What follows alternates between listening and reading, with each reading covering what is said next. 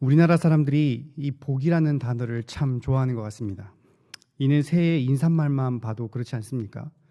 여러분은 송구영신 예배 드리면서 첫 새해 새벽을 맞이하면서 뭐라 인사하셨습니까?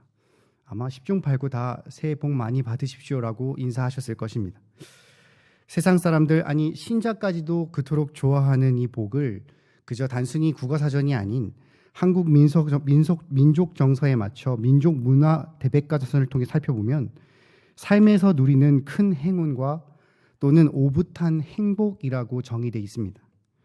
그러니까 사람들마다 저마다 공통적으로 원하는 건강이나 물질이나 또는 명예와 같은 그런 큰 행운을 받아 그야말로 오붓하게 행복하게 살아가는 것을 늘 사람들은 갈급해하고 원하니 그러한 간절한 기원이 이미 새해 인사부터 유래됐다는 것입니다.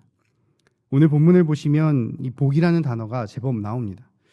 아니 하나님께서는 아예 아브라함에게 복을 부어주시겠다 정도로 그치는 것이 아니라 그를 복이 되게 해주겠다라고 말씀하고 계십니다. 여기 나오는 복의 정의는 앞서 살펴본 복과 좀 다릅니다. 앞서 말한 현세의 복 또한 여기에 포함되어 있지만 하나님께서 아브라함에게 주시려 한 이 복은 앞서 말한 것보다 더 나아가 그보다 훨씬 더 깊고 높고 넓은 복을 말하고 있는 것입니다.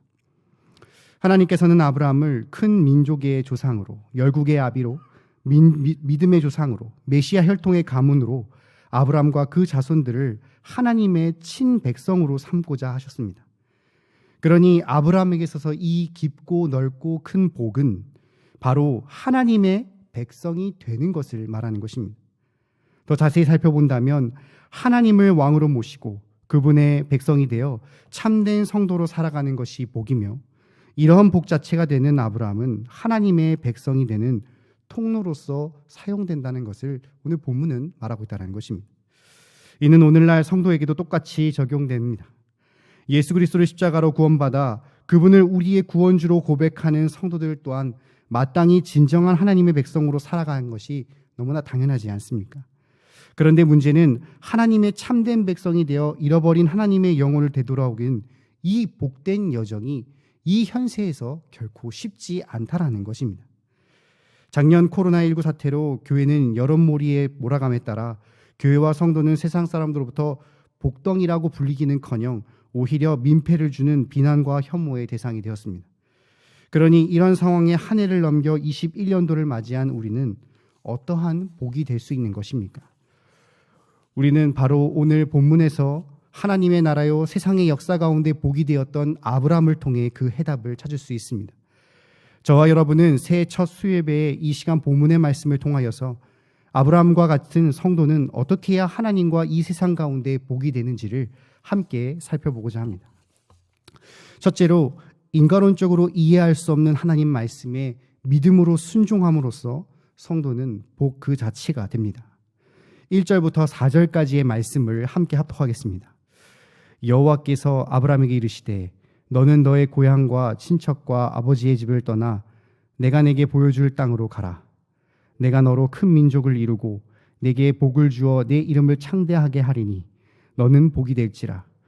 너를 축복하는 자에게는 내가 복을 내리고 너를 저주하는 자에게는 내가 저주하리니 땅의 모든 족속이 너로 말미암아 복을 얻을 것이라 하시니라. 이에 아브라함이 여호와의 말씀을 따라갔고 롯도 그와 함께 갔으며 아브라함이 하란을 떠날 때에 75세였더라. 아멘.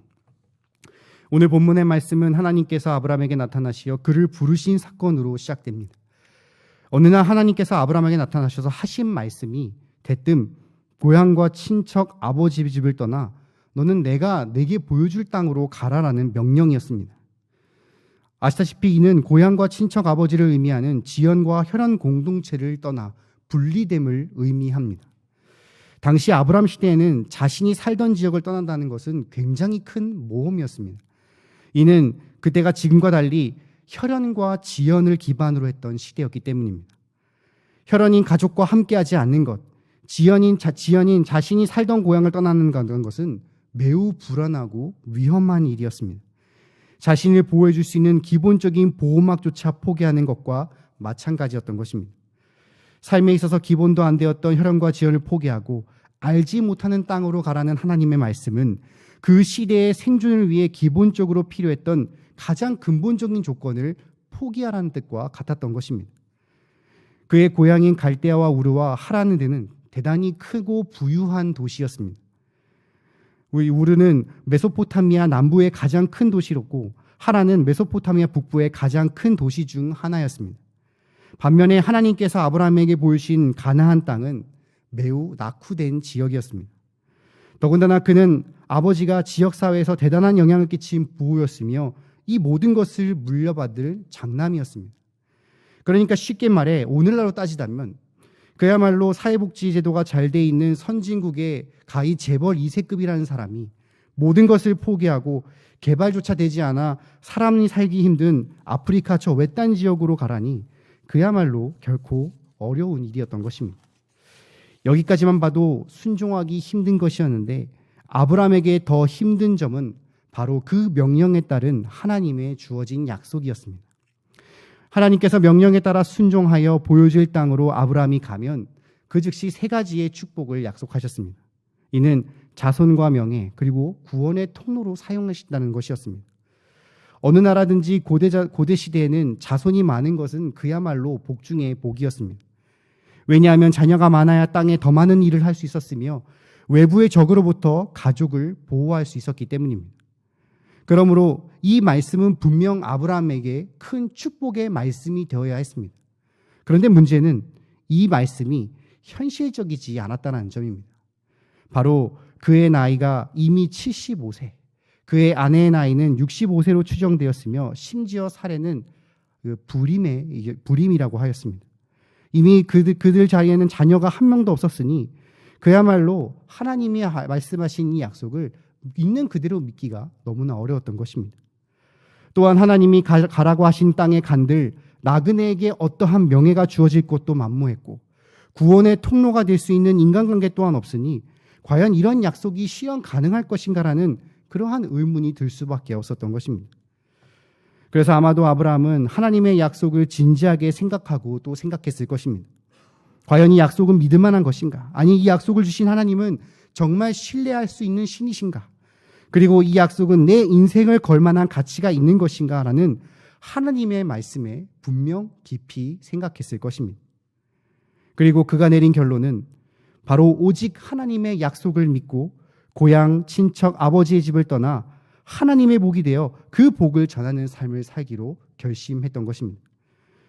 아브라함은 하나님의 말씀에 따라 길을 떠났습니다. 하나님의 부르심에 순종을 내비려 걸음을 걸었던 것입니다. 우리가 다시 한번 살펴봐야 할 것은 그의 나이가 75세라는 점입니다. 당시 아무리 장수한다 한들 75세는 노쇠한 나이인데 자신이 모르는 미지의 땅에 그 나이에 가려고 하는 사람도 없을 뿐더러 그 나이에 다른 나라에 처음부터 고생하러 가는 사람조차 없었을 것입니다. 하지만 아브라함은 나이라는 장애물을 뛰어넘고 눈에는 보이지 않고 손에는 만져지지 않는 이 오직 말씀을 쫓아 길을 떠났던 것입니다. 바로 믿음을 가지고 순종하였습니다. 비록 보이는 상황이나 현실은 하나님의 약속이 이행되기는 철저히 어려웠다고 생각했지만 그는 오직 믿음을 가지고 말씀에만 집중하였습니다.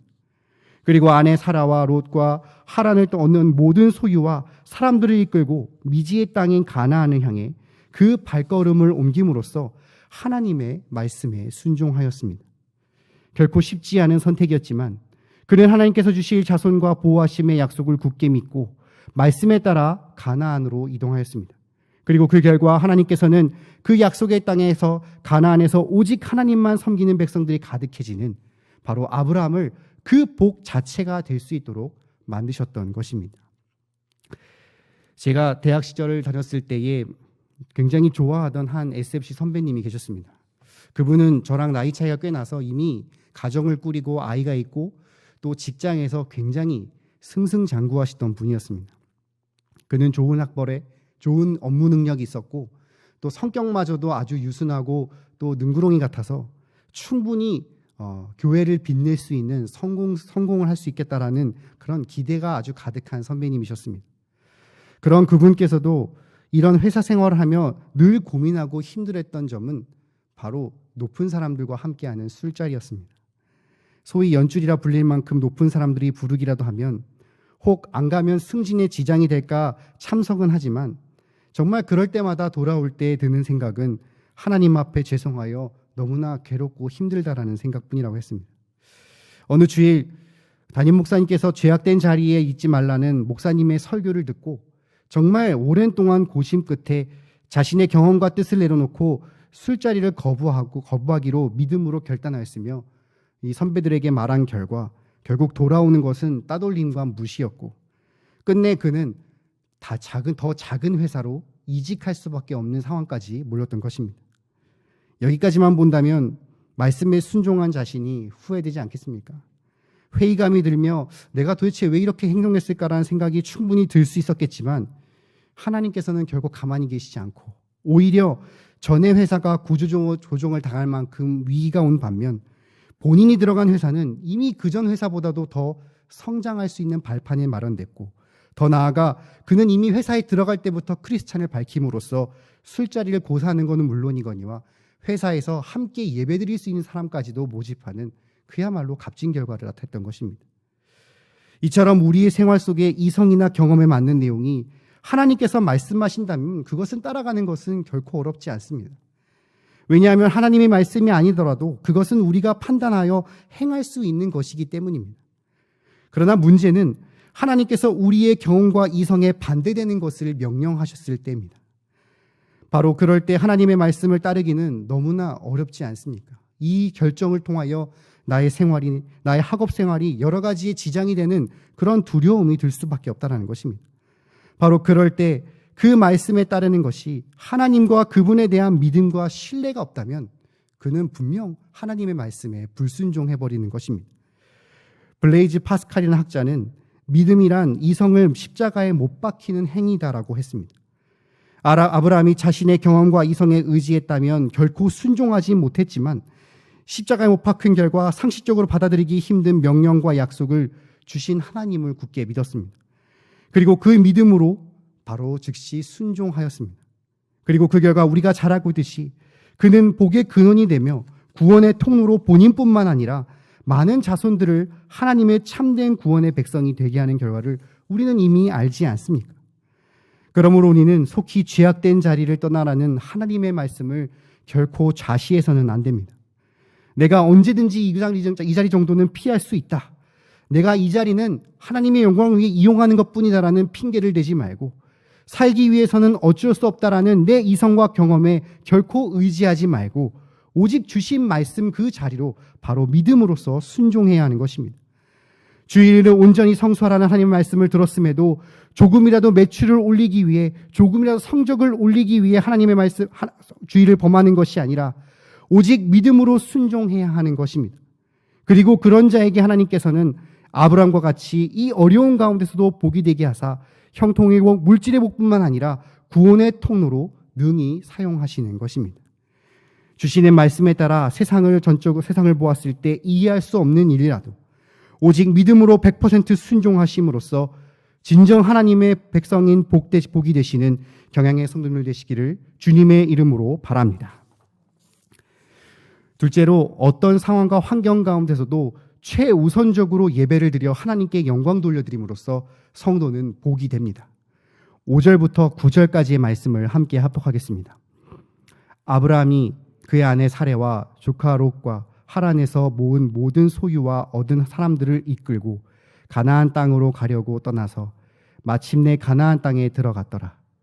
아브라함이 그 땅을 지나 세겜 땅 모래 상수리 나무에 이르니 그때에 가나안 사람이 그 땅에 거주하였더라. 여호와께서 아브라함에게 나타나 이르시되 내가 이 땅을 내 자손에게 주리라 하신지라. 자기에게 나타나신 여호와께 그가 그곳에서 제단을 쌓고 거기서 베델 동쪽 산으로 옮겨 장막을 치니 서쪽은 베델이요 동쪽은 아이라. 그가 그곳에서 여호와께 제단을 쌓고 여호와의 이름을 부르더니 점점 남방으로 옮겨갔더라.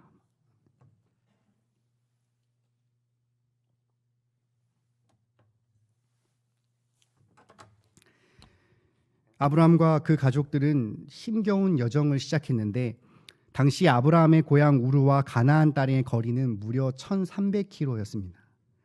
우리나라 남북 길이가 총 1100km니까 그 이상의 거리를 그 당시에 이삿짐을 꾸려 짐승을 신고 가다가 밤이 지면 장막과 텐트를 쳤다 접었다를 반복하며 처음 보는 낯선 땅, 정말 이 길이 맞는지 없는지의 확신도 없는 그 길을 계속해서 걸어갔습니다. 아마 여러 달 동안 시시각각 닥치는 여행의 공포와 고난들을 이겨내야 했을 것입니다. 그리고 마침내 그는 가나안 땅에 입성했습니다. 그런데 아브라함이 도착했을 때 필시 우리가 유추할 수 있는 그의 감정은 실망과 좌절이었을 것입니다. 왜냐하면 이미 그곳은 어느 하나 거할 곳이 없을 만큼 가나안 사람들이 모든 땅을 다 차지하고 있었기 때문입니다. 인간적으로 생각해 봤을 때 하나님께서 그곳에 모든 것을 버려두고 가라고 약속하셨다면 그곳에 뭔가 나를 위한 그럴싸한 땅이 있겠지라고 기대했을지 모릅니다. 그곳에 가면 나를 좀 환영해 줄 수 있는 뭔가 준비된 무리가 있지 않을까라고 생각했을지도 모릅니다.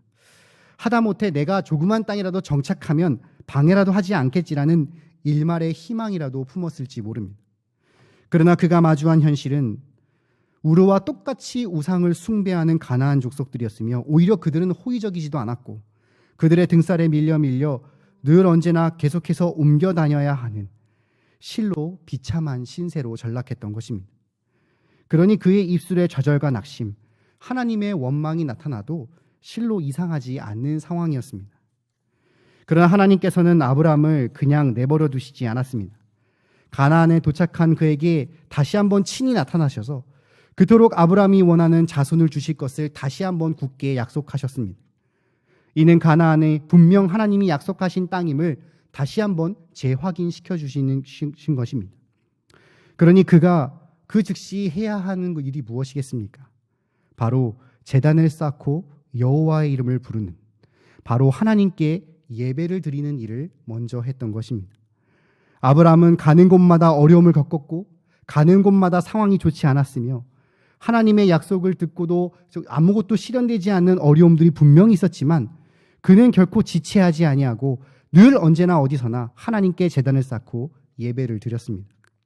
기껏 단을 쌓고 장막을 쳐도 가나안 족속 밀려 다른 곳으로 이동하는 상황 가운데서도 그는 또다시 잔을 쌓으며 오직 여호와의 이름을 부르며 예배를 드렸던 것입니다.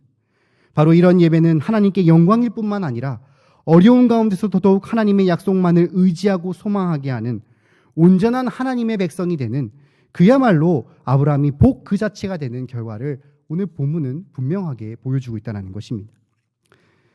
신앙생활의 딜레마는 약속의 말씀과 현실이 다르다는 데서 생겨납니다. 하나님의 약속을 받고 은혜를 받은 사람은 그 즉시 얼마나 성령 충만하여 모든 일을 견뎌낼 수 있었겠습니까마는 그 소망이 하루 가고 이틀 가고 한 달이 가고 두 달이 갔는데 거듭 현실이 어려움이 버티고 아니 오히려 더 악화될 때 우리는 회의와 불신에 빠질 수 있습니다. 이때 우리를 다시 일으킬 수 있는 것은 무엇이겠습니까? 그것은 도피도 아니고 그것은 배교도 아니며 오직 예배밖에 없습니다. 우리를 죄악의 도성에서 구원하시고 영원한 하나님의 나라로 부르신 하나님의 은혜를 기억하고 예배를 드릴 때 지금 현실이 어떠하든 상관없이 우리는 하나님 앞에 감사할 수 있다는 것입니다. 바로 아브라함이 복의 근원으로서 삶을 살아갈 수 있는 비결이 바로 예배였던 것처럼 말입니다. 그는 가는 곳마다 하나님을 예배했습니다. 한 번, 두 번이 아니라 가나안의 오랜 유목 생활 동안 늘 그렇게 하였습니다. 오직 하나님이 하나님 되심을 인정하며 하나님께 자신을 온전히 드리며 예배드렸던 것입니다. 그리고 하나님을 평소에 그렇게 예배자로 살아가는 아브라함에게 분명 복을 주셨고 그를 통해 세상의 모든 민족에 복이 되도록 하시지 않았습니까? 그렇기 때문에 우리도 이와 같은 마음으로 어떠한 상황 가운데서 늘 하나님께 예배드려야 합니다. 비록 지금은 코로나로 인하여서 예배당에 나와 사모하는 성전을 받아보지 못하고 각자 뿔뿔이 흩어져 예배를 드리지만 그 예배도 또한 똑같은 하나님의 공예배로서 바로 이 경향의 공동체로서 나아가는 예배임을 늘 기억하며 우리 자신을 주님 앞에 드려야 합니다. 또 평소에 혼자 있을 때 또한 개인 예배로서 늘 언제나 말씀과 기도로서 나아가는 것만이 우리가 하나님 앞에 붙어 있을 수 있고 복이 될 수 있는 비결 아니겠습니까? 그리고 한 가지 더, 21년부터 시작하는 우리 전교인 가정 예배 운동에 우리는 각 가정이 하나가 되어 하나님 앞에 예배로 나아가야 합니다. 비록 이 생활 강령의 가장 기초되는 예배로서 마땅히 드려야 할 예배였지만 그간 여러 가지 시간에 맞추기 어렵고 인도하는 것이 어렵다라는 핑계를 가지고 드리지 못한 이 모든 핑계들을 다 내려놓고 어떠한 상황과 환경 가운데서도 온전히 주님 앞에 가정이 하나님 앞에 예배를 드림으로써 바로 그럴 때 주님이 아브라함과 같이 복이 되는 결과를 주신다는 것을 꼭 기억하시기를 간절히 바랍니다. 어떤 상황과 환경, 그로 인해 감정과 상태가 불안하고 어렵다 할지라도 하나님 앞에 한 공동체로서, 한 가정으로서, 한 개인으로서 늘 언제나 온전히 예배드리심으로써 진정한 하나님의 백성의 복이 되시는 경양의 성도님들 되시기를 주님의 이름으로 바랍니다. 사랑하는 경양의 성도 여러분, 헌신하시는 7-8 청년회원 여러분, 오늘 말씀을 마무리하며 로버트 슐러 목사님의 시를 하나 소개하려고 합니다. 절벽 가까이로 나를 부르셔서 다가갔습니다. 절벽 끝에 더 가까이 오라 하셔서 더 가까이 갔습니다. 그랬더니 절벽에 겨우 발이 붙어 서 있는 나를 절벽 아래로 밀어버리시는 것이었습니다. 물론 나는 그 절벽 아래로 떨어졌습니다. 그런데 나는 그제서야 비로소 알았습니다. 내가 날 수 있다는 사실을. 우리는 고요한 바다를 순항하는 인생을 살기를 늘 항상 기도하고 원합니다. 순탄한 삶, 순적한 삶을 늘 바라고 항상 기도 제목에 쓰지 않습니까? 하지만 주님은 늘 언제나 성도를 폭풍 가운데로 이끄십니다. 그때 우리는 주님을 바라보고 주님을 신뢰하는 법을 분명하게 배우게 됩니다. 그렇게 되면 우리의 겪는 상황에 따라 달라진 것은 아무것도 없을지라도 상황에 바라보는 나의 태도가 달라지고 바로 우리의 순간에 믿음으로써 굳건하게 설 수 있게 됩니다. 결국 모든 상황 가운데 우리는 하나님께 온전하게 예배드릴 수 있는 예배자가 되는 것입니다. 믿음으로 영원한 것을 바라보고 더 가치 있는 것을 위해 순종하고 예배드리는 것, 이것이 바로 성도의 삶의 가장 복된 삶 아니겠습니까? 하나님의 말씀에 순종하는 인생이 되기 위해서는 지금껏 우리의 잘못된 습관, 불신앙의 태도, 죄악된 자리에 반드시 우리는 떠나야 하는 것입니다.